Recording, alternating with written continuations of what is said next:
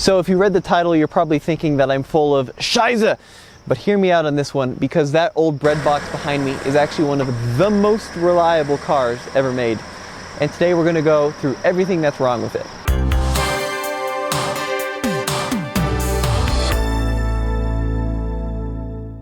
When you think of a super reliable car, you're probably thinking of something like a Toyota Corolla, not a 1982 Mercedes W123. But actually these old Mercedes diesels are incredibly well made and incredibly durable. This one has 150,000 miles on it, but it's not uncommon to see these with 300, even 400,000 miles. In fact, Mercedes has one in their collection in Stuttgart that has 4.6 million kilometers, or about 2.9 million miles.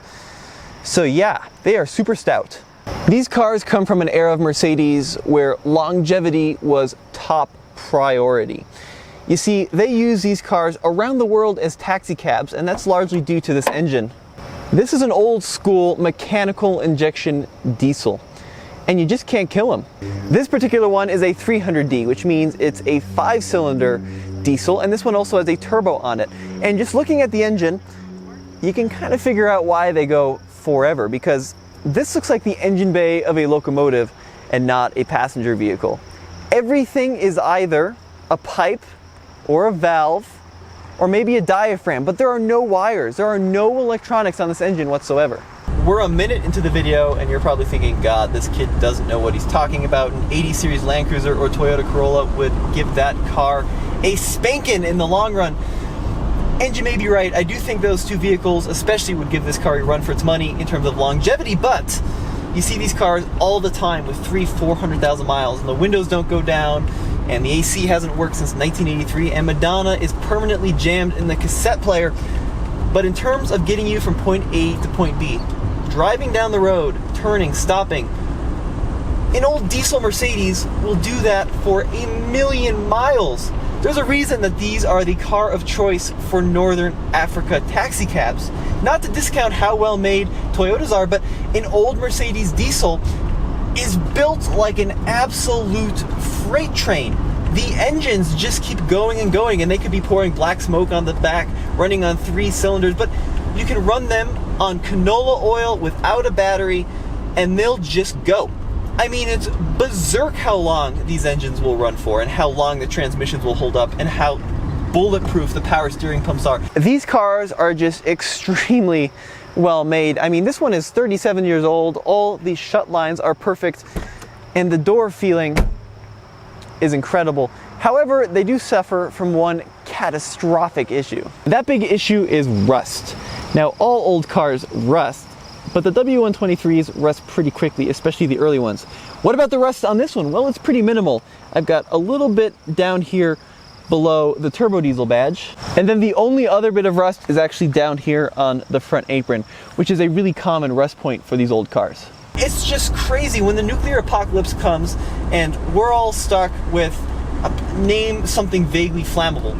I don't know, like a juicy fart. An old Mercedes diesel will run on that juicy fart till the end of time.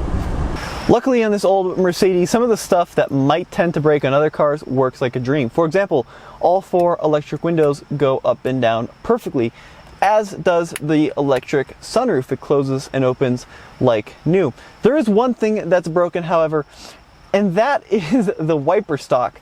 So the turn signals work perfectly. It's a combination turn signal and wiper stalk, and the fast speeds on the wiper work. But the intermittent setting, which is the most useful if I'm being honest, only works when you're making a right-hand turn. So it only works when the right turn signal is on. Otherwise, it's perfect. We are entering a bit of a rainstorm here, so it's time to close. Check that out. Ah yes, the sunroof. And it's time to turn on the wipers, and I can show you the issue with the intermittent wiper. So there's the intermittent setting, and nothing's happening until I turn on the right turn signal. Then they come on. Going left, nothing. But going right, turn signals work. I of course have, fast and faster. Those work like a dream, but the intermittent, not so much.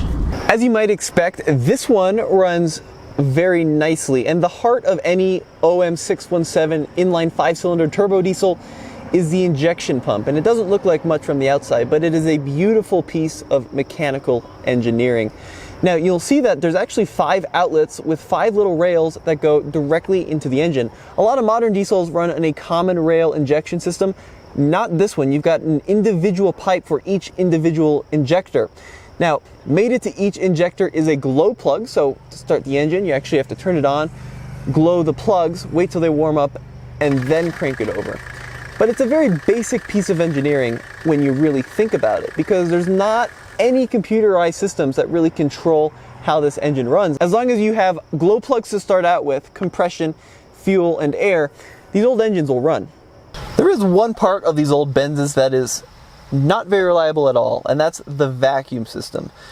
Now there's a vacuum pump operated off the diesel engine that operates a lot of different functions throughout the car, and one of those functions is the automatic climate control. This is a 300D, so here in the US we have automatic climate, and I'm very lucky in that this one does work because there's something like 18 vacuum lines off the back of this module, and if any one of those fail, the whole thing can go kaput.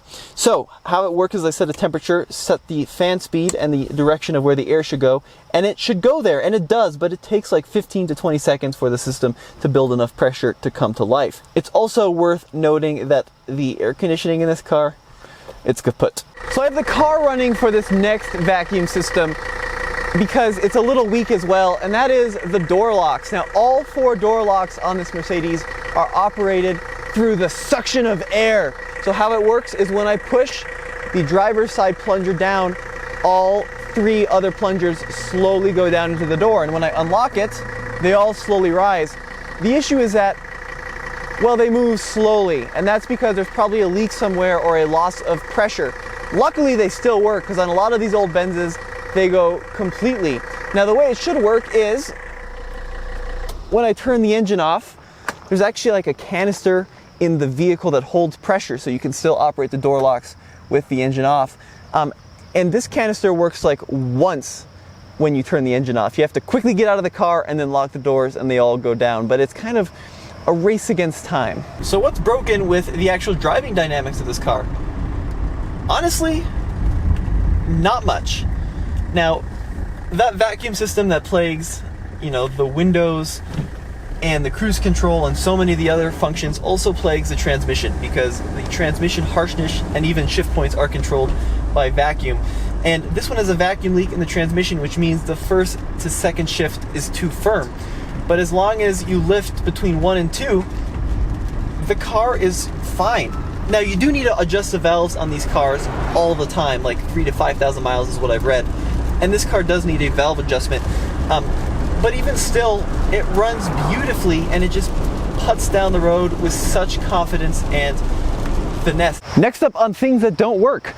Well, this car has an antenna and it's got an aftermarket radio. I have the original actually as well.